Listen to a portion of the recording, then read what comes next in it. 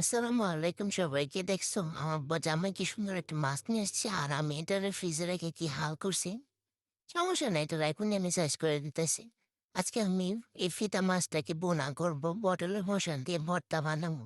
তোমরা কে কোথা থেকে নাম মাছটাকে কি নামে ডাকো সবাই কমেন্টে জানায়ও, ঠিক আছে? সব ধরনের উপকরণ মশলা দিয়ে মাছটাকে আমি খুব সুন্দর করে বোনা করবো। আর এত সুন্দর করে আমি রান্না করতে পারি, আমার পাশের রুমের ভাবি প্রতিদিনই আমার জিজ্ঞেস করে, আজকে কি রান্না করছেন ভাবি? প্রতিদিন আমার রান্নার সুবাস তার নাক পর্যন্ত চলে যায়।